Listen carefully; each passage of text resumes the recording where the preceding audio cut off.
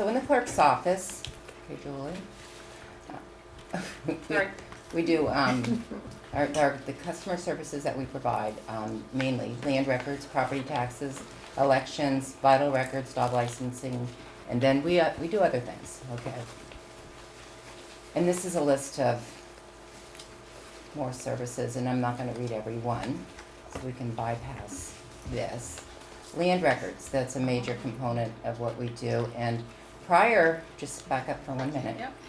Prior to having the land record books on the computer, we actually looked in the card file, and sometimes still do if the books have not been indexed yet. But in the card file, you can only look up by last name. So when you're on the computer, there are many ways to look up a property. Okay. Like how? Like by address, by type of document. Some people don't care about the names, but they want to know how many foreclosures have come in. So you can look up document type foreclosure, and it'll bring up, and you can put it into a time frame. So you can look things up by neighborhood. So last year we filled 19 land record books, which consist of 14,231 pages. And all those have been scanned and microfilmed. All of our records in the vault have been scanned and microfilmed, but they have not all been indexed, and that's one of the things we're working on. So it took 19 volumes to do 1 year's worth of transactions. Right, and it was a slow year this year, so typically it's more than 19 volumes. How many volumes do you have in the vault? What volume number are we on now? 68. 768? Wow. Burlington has thousands. So the recording process consists of, we receive recording in the mail, over the counter. Sometimes attorneys walk it in. We scan the records the same day we receive it, index typically the same day, post on the public use computers, and they're available to the public the same day. Behind the scenes, we're cross-checking the indexing, we're printing the land record books, and all the reports that go with the land records. Mylars is a new feature that we've just added to the land record computer system. So the incoming Mylars, which are surveys, subdivisions, boundary line adjustments, floor plans, etc., are scanned on a large scale scanner. They're indexed and they're posted similar to the land records and basically available to the public in a very short time. Most of the land records, when they come in, they refer to a property transfer or a boundary line adjustment, a survey, and so now we've linked these documents and you can look them up from the computer. Behind the scenes and when time is available, we're indexing the old land records and indexing and scanning old Mylars. So, Karen, when I'm looking through documents, will I be able to look at a Mylar on the screen? Yes, you can do that. We How can do I show get you. there? So there's a drop down up to the left. It says grantor, grantee, or Mylars. Okay. If there is Maps. one. Does it say maps? Says maps. And those Yes. are those are indexed the same way by the title of the map, or? Yes. Wanda can speak to how we index Yes, it. It's searching is by the owner of, usually when I've been doing the indexing, I'm doing it by the owner of the property. And then I'm also putting the address in there. Some of the newer ones I'm able to assign a parcel ID to. They're not searchable by the same fields that the other land records are, but similar. And certainly if you have that number, you'll be able to pull it up with no problem. Okay. And you can print it 11 by 17 as well. Really? yes, you can. So property taxes is the greater portion of our time in the office these days, since Act 60 and Act 68. And just quick, our grand list is what, 19,690,000. I don't want to take any of Bob's info that he's providing. Bob's glory. Yeah. Parcel count 6592. The total taxes we billed for fiscal year ending June 30th was 38,759,826. The credits that, it's not money that we get from the state. The state sends us files that says how much to deduct per tax bill, and that was 3.7 million. The revenue that we get for, managing the education taxes is $55,764. Is that, do we make money on that or not? Well, we're gonna go through month by month, and you're gonna see that maybe we do, maybe we don't. I'll let you decide. At least You're the state gonna is paying. decide? Get out your calculator, Herb. Right. Well, to me, that's one of the great inequities of our system. We've got people doing the work to collect school taxes that go to Montpelier. Right, that's exactly And the right. deals and how you treat people and how we collect taxes, we And the labor that's involved to do it we do all the is, labor and intense. we don't get, I don't think we get properly reimbursed from that, but I'd like you to talk about that. sure, so we get 55,000, and I'll talk about that as we move along. We transfer 24 million to the school. We listed the veterans exemptions, those are assessed dollars, right, Julie, 1.7, or is that? That's the 40,000 per parcel. So the state pays the first 10,000, and the 30 of the 40,000 is a town contribution. And I actually might have calculated that today. It's 1.3 million. Delinquent taxes, we are proud of our delinquent tax balances, although this year it seems like they're creeping a little bit. We're going to focus on that. So the current year is 0.52%, and overall it's 0.76. So this is what I wanted to focus on, the tax timeline. So the 411 is a report that comes out of our grand list, and it goes to the state, and it is their basis for how they calculate the education tax rate. So we start in January. So Bob, this 411 is from the previous year. So although it's January, we started our timeline in January. This 411 actually started, it's April 1, and then it's been adjusted up and down as the year goes on. We have 2 grand lists in our town because our assessor uses a different software than the state software. So once January happens, then people start filing their income tax, their state income tax, which you wouldn't think would have a bearing on what we do. But when they file their income tax, they should be filing their homestead. And in order to file their homestead, they need a copy of their tax bill. So if their taxes are being escrowed, they don't typically keep a copy of their tax bill. So the phone starts ringing in January and doesn't stop probably till April 15th with, I need the information, the breakdowns, and to do my homestead. And we hope that they do file their homestead. We encourage them to, because we spend a lot of time with the state going back and forth on getting the homesteads right. Every month we mail delinquent notices. And I think that not all towns do that, but I think that is a reminder, and it does help when the notices go out, money comes in. So February is when the state actually starts sending every Monday morning downloads. So the downloads are who filed and the date that they filed. That's all we know at that time, is that John Smith filed his homestead. Yeah.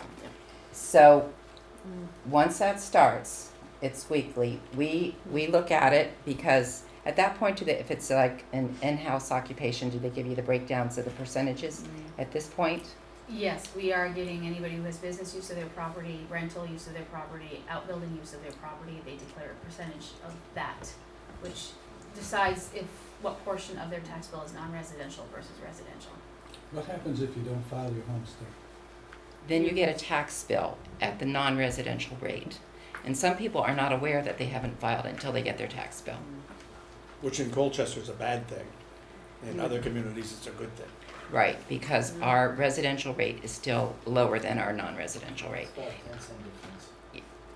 But 5 years ago, it was a lot more of a spread.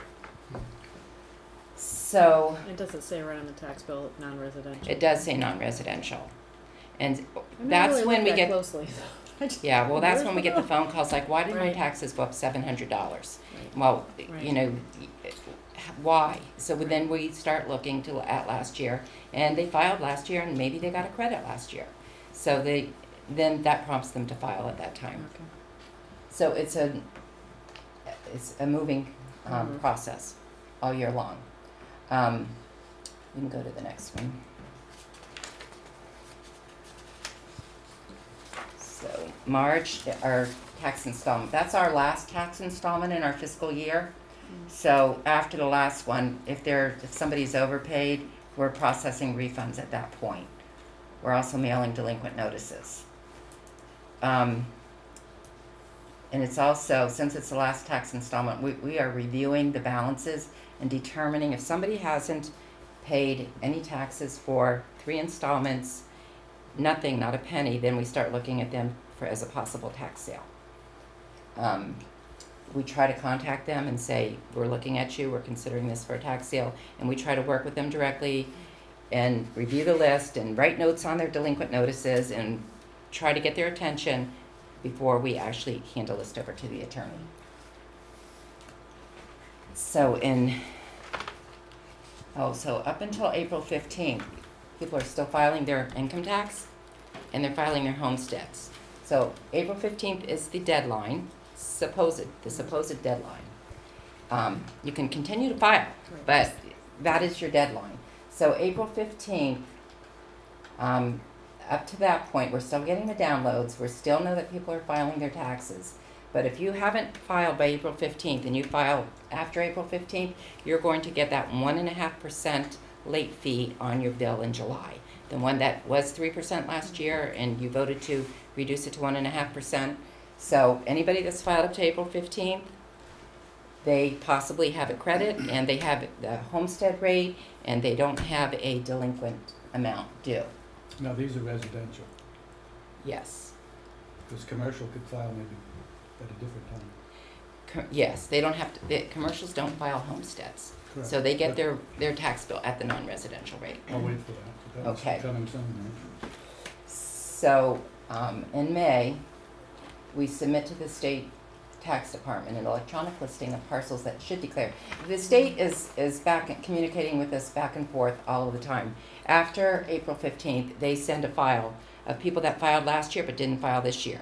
And we can go review that list and say, well, they didn't file because they sold, or they didn't file. So Julie spends a lot of time writing notes and sending it back to the state so that and if they should have filed, then the state, we check it off and the state will send them a postcard reminding them to file. So that's part of the 55,000 that's coming to you. The work that we're doing That's part of the work you're doing for Right. that, in addition to collecting and billing. and the stuff. downloads and, yes. Okay. Yeah, it's weekly communication with the state, and it's the cash, they call it a cash flow sheet, but we don't see cash from the state. We only see dollar amounts to deduct from bills. So in May, we're submit to the, okay, I'm listing. And we're working with the assessor, because if we have 2 grand lists, we wanna make sure that when June 30th comes, that both grand lists have the same dollar amount.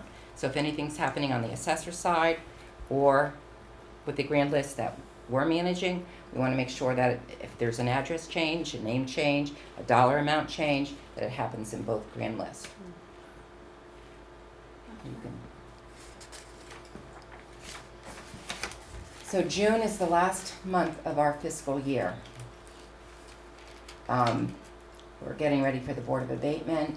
We are coordinating with the assessor's office very closely and getting the tax bills ready to go to the printer if we have approved budgets. So this has been a problem. Last year, this past year was a major problem because the school voted, their last vote was June 4th, and the state won't give us a tax rate until 30 days after. There's 30 days when you can challenge an election. So, and then 30 days from June 4th was July 4th. And then they were closed for the weekend. So we didn't get a rate till like July 9th, and our bills have to go out by July 15th because our first installment is August 15th. So by law, we have to have them out 30 days in advance. So we're gonna get tight. We're still mailing delinquent notices, and so in July, we are hopefully getting the file to the printer. And July 1st, the state gives us education rate, and they give us a file of anybody that filed up until April 15th. And they have a credit coming to them. If you filed April 20th, you'll still get your credit, but you won't get it July 1st when the tax bills go out. And the credit is due to income sensitivity provisions. Correct. Right. So it's a household up to 95,000. Right. Yeah. But we have 700 mobile homes, and you can combine your rental rebate with the state does it, I think, so then we can cut the checks to the people instead of the state. So we're dealing with all of that too. So when the file comes down, there's probably how many that credits need to go out almost immediately. Between 40 and 50 tax refunds. So that starts a manual process in the office because their taxes are overpaid for the year. So it didn't just take care of their school tax, it took care of their town tax, and they get money coming back. I can't understand why Yeah. the renter's rebate, we're responsible for refunding renter's rebate. We get it back the following April, back from the state. But in the meantime, we have to, it's a state program. So in July, we have those credits right off the bat. And it begins the process. This is where we earn our money. We start adjusting tax bills because of the credits. We have to let people know, especially if they're escrowed, that there aren't taxes due. So August, we submit a 411 for the new year, right, Bob, as of April 1. So then that is the basis for the state to determine how many dollars we're paying to the school. And they send us a cash flow sheet, and our school department really works very well with us, because if we paid them the amount that we receive on that first cash flow, it's very inflated because we adjust so many bills down with all the late filers. And our school doesn't hold us to the first amount. They know that as it flows during the year, it's going to end up being a lot less. They would end up having to pay us at the end of the year. And it could create a cash flow on our side. So in August, we have our first installment due. And we're working with the school, and we're estimating what we're going to be paying them during the year. Okay, Julie, we can move on to September. Is the next time that we get a download from the state. Is it September 15th?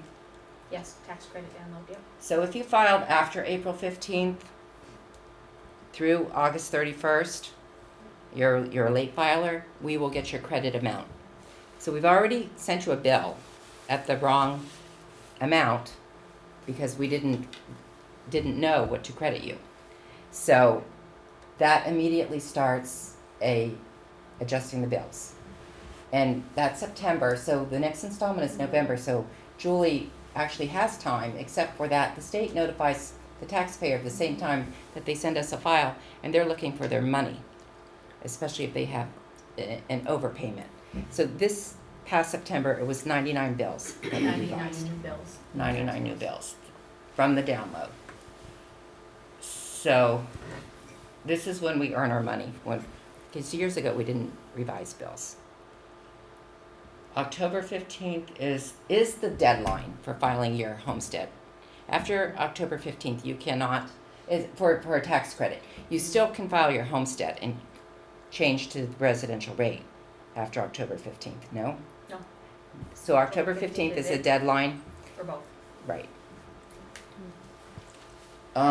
November, we have another tax installment due. We're still adjusting tax bills. We're still getting downloads every Monday.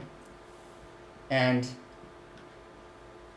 we're reconciling the grand list with the assessor, because by the end of December we have to have a 411 that goes to the state. And it's This- the one I sent in January that we started with. It's our last opportunity, if we're reducing a bill for, say, a tax appeal, it's our last opportunity for the state to reduce the education taxes. If we do tax appeals in January, then the town takes the hit on the education taxes. which is why when we had reappraisal that we did 300 tax appeals prior to the end of the year.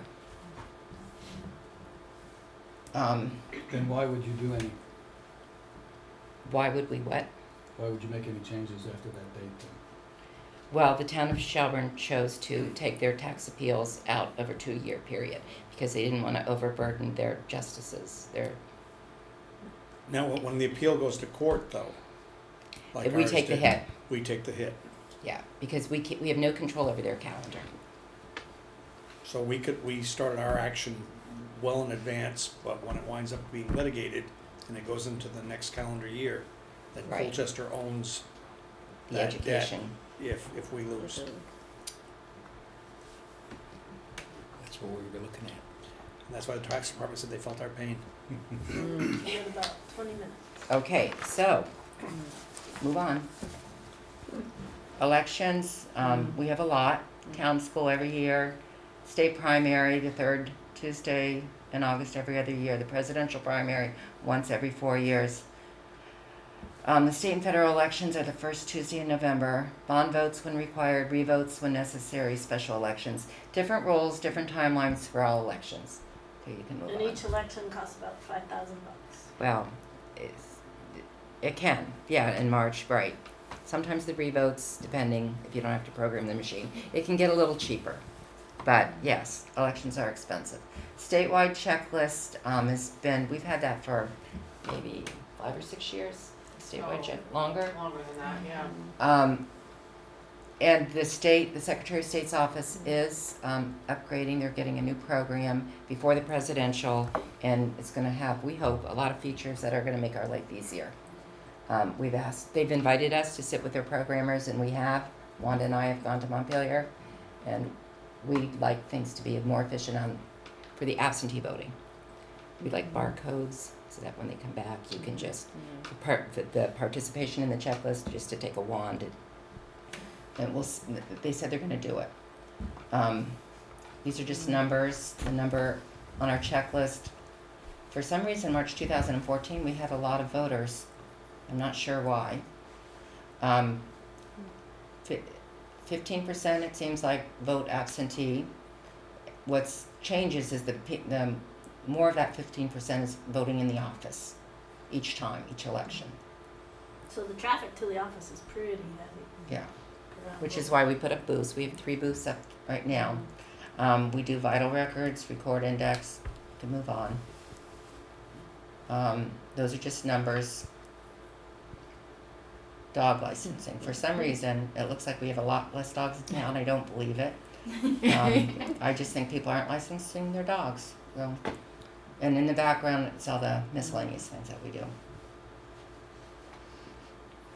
And Robert? Oh, and we're the busy bees in town. There they are. What are you gonna be this year? I don't know. We Oh, you have don't to know? have that discussion. Oh, Yeah. okay, It's okay. a covert operation. Is it? Yeah. You'll have to come in on that day. The title for Halloween Day last year, right? Was it you folks or Parks and shared Rec? Well, we Parks and shared Rec. it. Oh, that's a tie. Yes. There's still discussion going on about Yeah. that tie, but I'm anyway. not really happy with that. So Parks and Rec grew, they had a Scooby-Doo thing. It's very cute. And Glenn in a blonde wig was, worth Yeah. something. Very nice. Can you get Bob to join you folks and put a Yeah, wig on? Bob, what do you put on? What do you dress as? I dress as the town assessor. Okay. All right. Get a name tag. That It was really $55,000, scary. Yeah. when was that last updated and raised? It's not a flat dollar amount, it's like 1/4 of 1% of whatever the education grand list is. So when the grand list goes up, that amount goes up How long has it been 1/4 of 1%? since the inception of the How many years? 68 since 1998. Thank you. Wow. That needs to be changed as well. Thank you. Okay. All right. What's wrong? Cookies. All right. So what's the assessor do? The assessor is responsible for maintaining the grand list. The grand list is the list of everyone's properties, owner names, mailing addresses, property locations, all the tracking numbers, the description, values, all the exemptions, homestead house site information, and basically, let's say for each property we have, 100 or so data points as far as getting the values. And why is the grand list important? Well, it sets our tax rate and it tells everybody what they owe in taxes. It keeps track of all the ownership changes, address changes, all the building and land data. So if somebody puts a deck, porch, addition, finishes the basement, builds a new house, we keep track of all that information. And of course, probably the most important thing is it's the number one source for the town revenues is the property taxes. So this is actually from Aaron's budget proposal last year. This graph, but it shows that the property taxes are 82% of the town's revenues.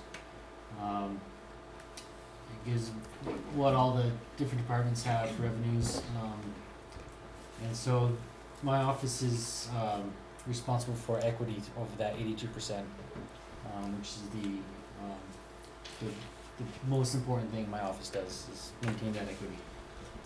Bob, is there any communication between you and planning and zoning? For instance, when Herb Downing builds a fence around his backyard and gets a building permit, do they notify you saying, go out and look at Downing's fence and add another $5,000 to the assessed value of his house? Well, I wouldn't assess your fence or anybody else's. I'm just using that as an example, Bob. Yeah, we get so planning and zoning. They send out once a month. You might even get it. The list of all their permits. They also bring a carbon copy of all their permits to my office.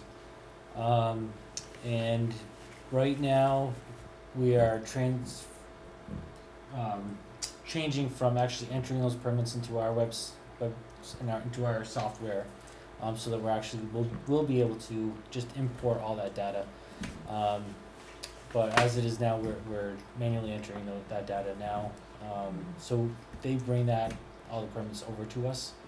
It doesn't matter what the permit is, whether it's for a fence that we're not going to assess, or for a sign, we still get that and we record it in our data as well.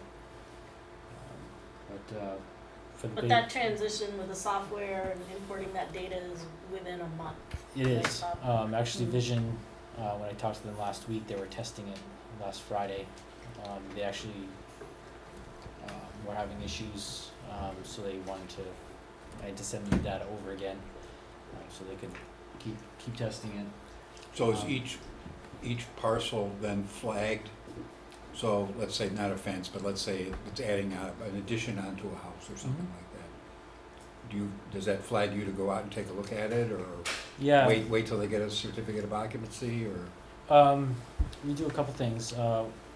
One thing I do is I basically pull the data from my camera system, my software system, and I get a list of everyone who's taken a permit out from between two time dates. Could be from January 2013 to today. And then we can go through the ones that have been completed, and then what's left is the ones that aren't completed, and those are the ones we know we need to go visit. We can I filter it even further and take the things like fences where they have a occupancy permit, and just not even go to those, just flag them as finished. And that's so we are only looking at the ones we actually have to look at. And then and as the grand list goes, everything is as of April 1st, so that if somebody gets a permit for an addition, the addition's only 50% complete on April 1, it goes in that grand list as 50% complete. And then we have to go back and look at it again when it's finished. Now, the data that's being imported, the Vision's working on, will it include photos?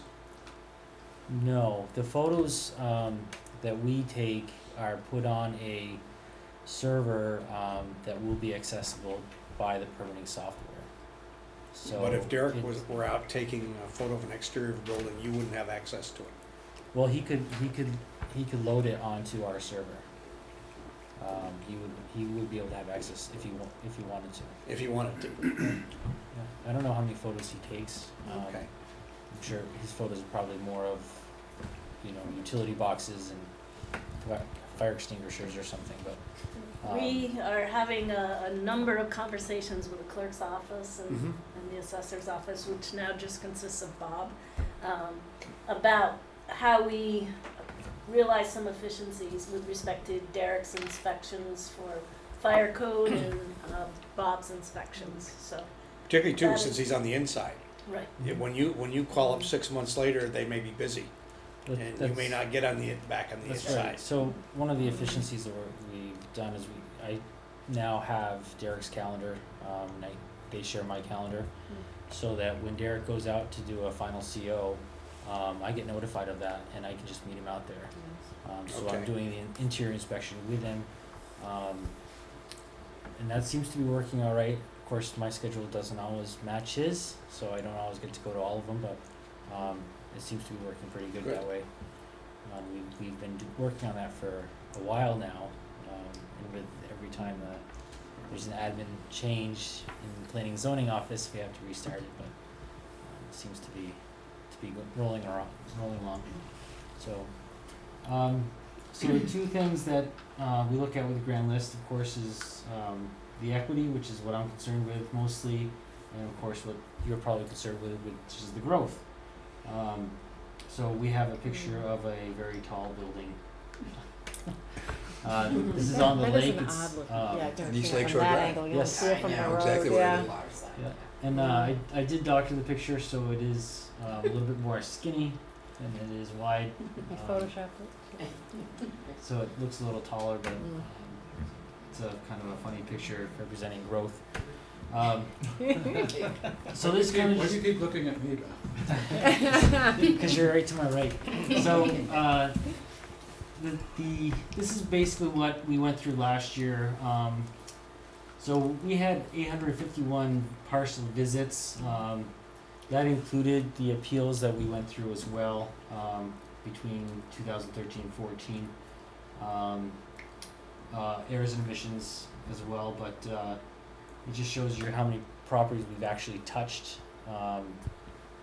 in the town. Now, which Bob, is- that 850, if you work 200 days a year, that's saying you're seeing 4.5 parcels a day. I guess, yeah. And when I do my annual field review, I will go, I look through the whole town, I drive through the whole town. And there may be things where we're just changing data, so I notice that somebody's changed or replaced the shingles on the roof. It's a quick note, Okay. and we put that in our data system. Gotcha. And so that would be part of that 850. Mm. Okay. So we're saying, okay, we're just keeping tabs on the improvements to the town. It may not change their assessed value, it may just be a maintenance issue. So that includes the 850. So this last year we sent out 584 change of assessment notices. Some of those were actual permits, some of those were adjustments to assessments. It could be anything from a subdivision, somebody gets a change of assessment notice for that. Or we reassess an entire neighborhood because we're noticing there's some inequities in the grand list there. So 170 were lowered and 114 were increases in their assessed values. And how many total parcels do we have though?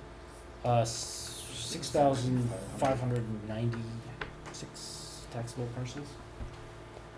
How many non-taxable parcels do you have? 172, something like that. And St. Michael's would count as one parcel, is that? Yes. Well, yeah, their main campus. Yeah. Of the 172, how many are pilot? Oh, that's a good question. I can tell you that tomorrow. To provide with the. I would appreciate it. And we just got a notice today that we're actually gonna get much less in terms of pilot payments Is from the that- state. For the new building. Oh, no, that's in general. The State Agency of Natural Resources just put out a notice today through the league. It's gonna be a big hit. It's We're gonna interesting. give For that in your everybody? information packet next Six week. figures? No, it's more like 50 grand, I think. Okay. But for all the towns, we're taking a hit. That's interesting because the property valuation review reassessed all the state-owned vacant parcels, the A&R parcels, 2 years ago, and they were gonna actually pay a lot more. And then the legislature said, no, we're gonna put a stop to that this year, and now it sounds like they're gonna Yep. continue it. But we would have seen an increase in our pilot payments, which we didn't see anything last year, so last year we had 31,890,000 in grand list growth, a 1.62 increase. The percentage increase is just less than the 2006 and 2004 increases, just over the 2007, 2008, 2005 increases, which is probably the height of our growth over the last 15, 20 years. As far as equity, what I typically look for is the coefficient of dispersion. That tells us how our equity is. That tells us what the difference between the assessed values and the sale prices, and what our spread is. So what I do is, on the right you'll see a typical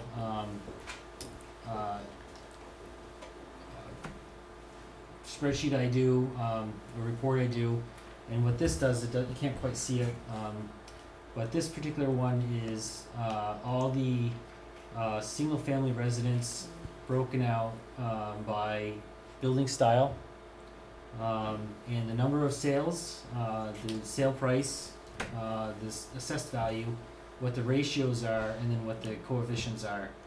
So when I do this by style, I do this by age, I do this by location. We look at condos units, so we'll break it down by condos, and what we can do with this is we can see where we're not accurate. We don't have any equity. So the three good examples would be Nottingham Court. We lowered 2 years ago. We had them assessed in the 330 range. They were selling in 2006, 2007 in that range. Come 2011, 12, 13, they were selling in $290,000 range. So we lowered those to those sale prices. On the other side of that, Abigail Drive, they were selling a lot more. Their ratio is about 85%, where the rest of the town's about 98%. So we went through I went through and reappraised the whole neighborhood last year and increased all those assessments to be more equitable with the rest of the town. So what are the other things we do in the assessor's office? The primary thing is customer service. We want to make sure that the property owners in town understand what we're doing. They have a good grasp on their assessed values, why they're assessed the way they are, and that they are confident that they're being assessed at the same level as everybody else in town. The other thing we do, this is kind of it happens year round, but primarily in the summertime, and then again in December is the state equalization study. We basically track all the sales every year, which ones are the qualified sales, which ones aren't qualified. And then when we sit down with the state property valuation review, and we go through all their sales that they say are qualified and not qualified, and we basically, arm wrestle to allow which ones we want in and out of the equalization study. And then in December, they tell us what their equalization study is, and they give us a list of the sales that they included, and we appeal it. Not necessarily we appeal it every year, but we have appealed it just about every year since I've been here. And it's typically usually a handful of sales that we want removed, and we've had somewhat success at it, appealing that. I'm also the Enhanced 911 Coordinator, which is basically the person who addresses all the properties in town. which is it's important. It's all the new addresses, changing addresses. In fact, I just changed 2 addresses this last week on Blackberry Circle. And then we do the parcel mapping. Actually, we're working with planning and zoning. They're actually going to start working with the tax mappers and starting to, when they get a subdivision in, they'll be numbering the parcels as opposed to having me do it. And then they'll also be collecting the Mylars and sending them to the tax mappers for me. So we do quite a bit as far as keeping that grand list going and keeping the data correct. These are the 7 largest towns in the state of Vermont, and how many hours they actually work per week.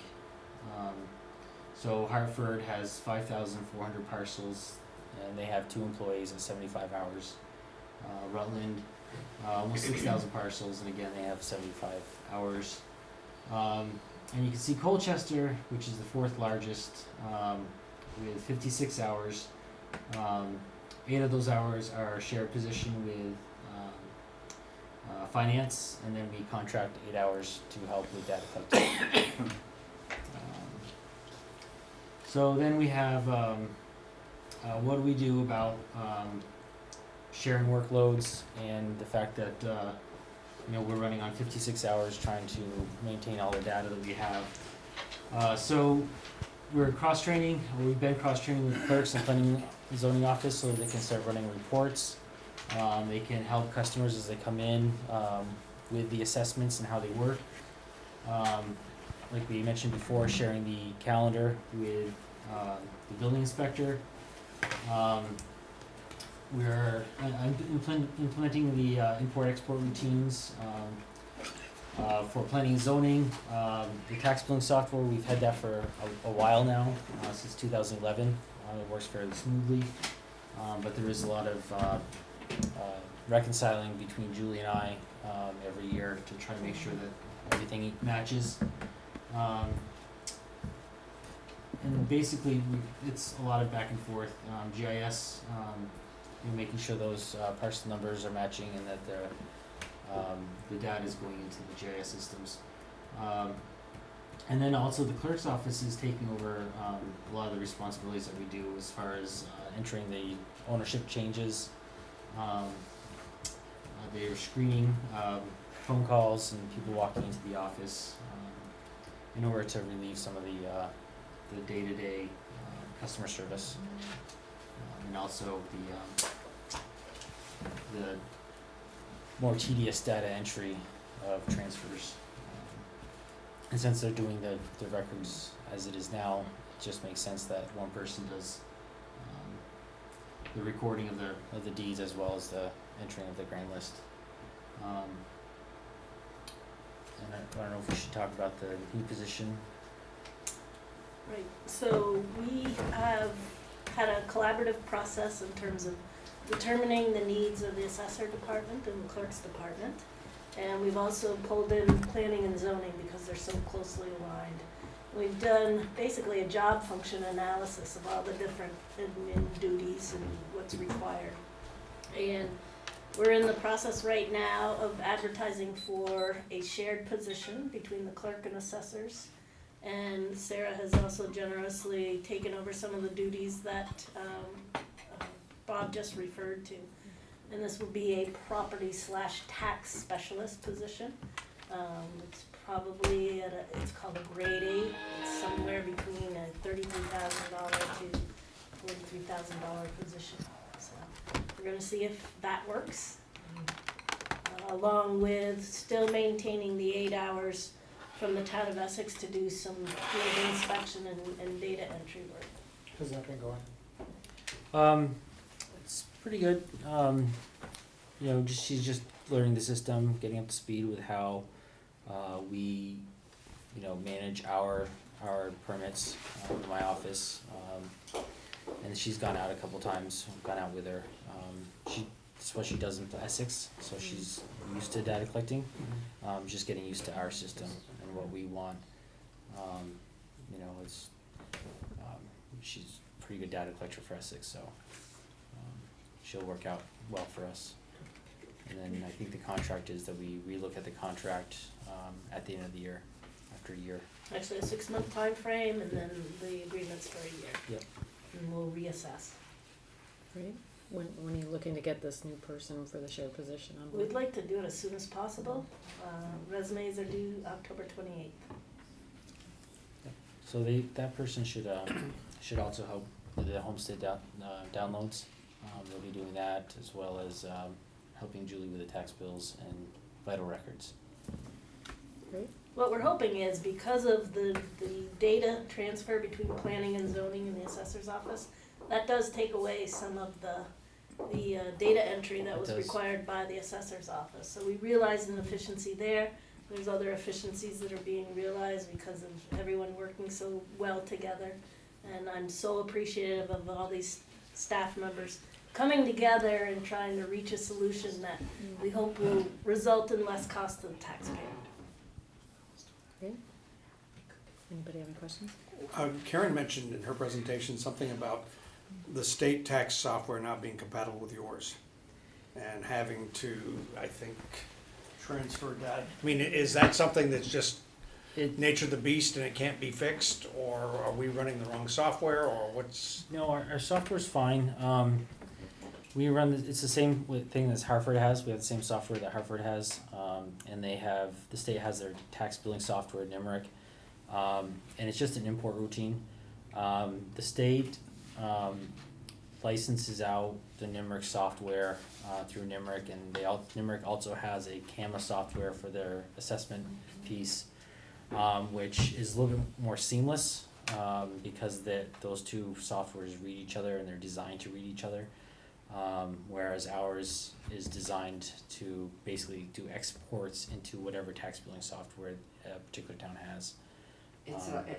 Bob's software is a lot more sophisticated than the state's, Okay. but we're required to have the state's because that's where all the downloads come from the tax department, and the state system generates the tax bill, and every town is required to use the state system, but I'd say most larger towns use a different assessor software. Yeah. Okay. I think Essex uses the state's CAMA software, but Burlington has their own. We have our own.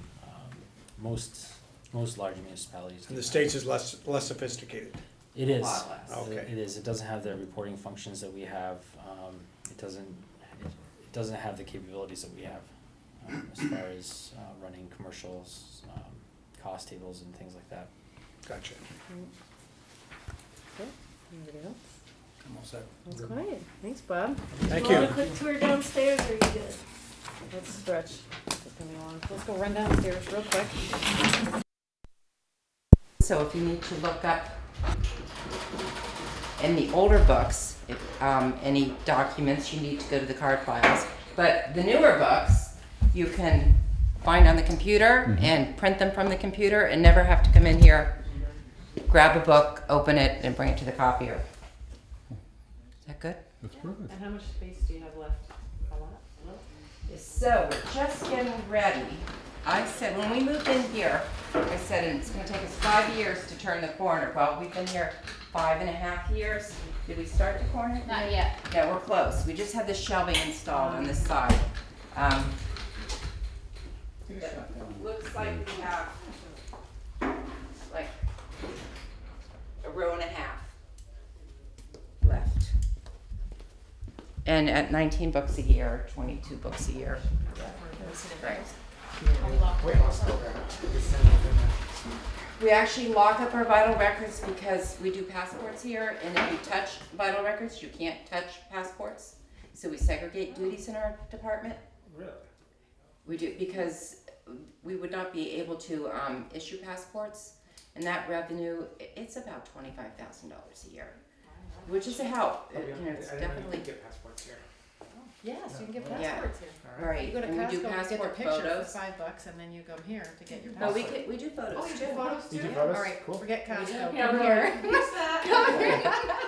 Right, so 2 people do passports and 3 people do vital records. And so we have to really coordinate vacations because it's not easy. We have to have a passport person here and a vital person here at all times, so. Wow. Yeah. right? The large scale scanner allows us to take all of the Mylars that we receive in-house and scan them here into our land record system. Prior to that scanner, we would have had to send our Mylars out or hired a company to come in with their equipment to do it.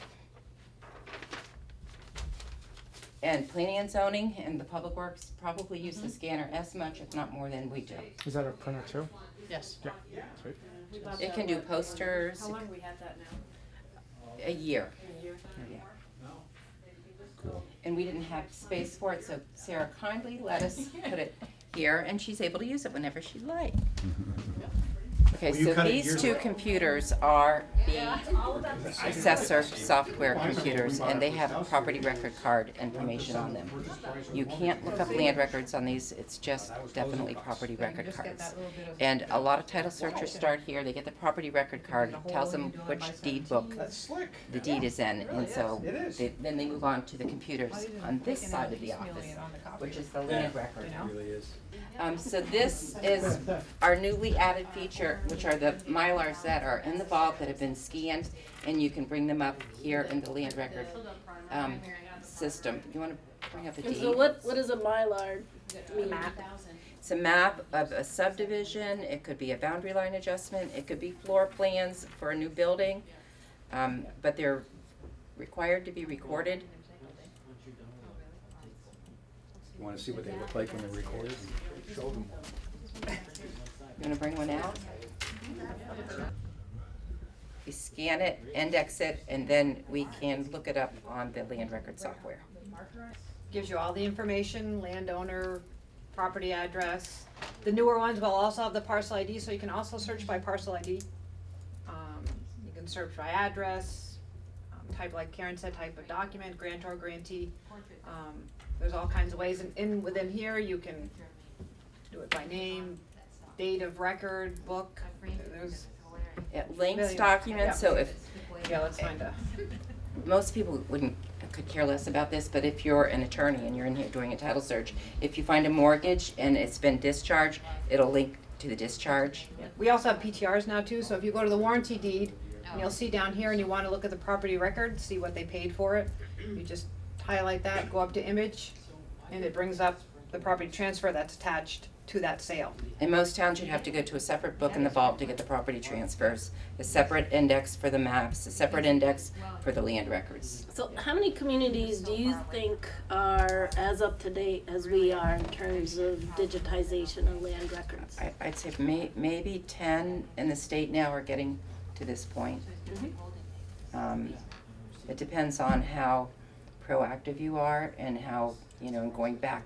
A lot of towns are on day start here and day forward, but it's the going back that's really valuable to. So 10 out of 250 plus And towns in the Karen's the state main of reason Vermont. for a lot of that. Right. A lot of the towns, Karen's been a big advocate, and she goes after, she wants everybody to be on board, and she's a very big We worked- advocate for, and people look to Karen for moving forward in this. Right, we type of- worked really hard to get the companies to be able to offer systems to small towns as well as large towns. Because in the beginning, you had to have you had to be a large volume in order to justify it. But now, there's systems that are just a couple $100s a month. They're not as sophisticated as this, but small towns can get into the digitized world. Then you can just print, it goes to a printer. Yep, it and goes then right over you- the printer. We have actually an 11 by 17 printer, so it can Yeah. print a map. So are we good? We're good. All right.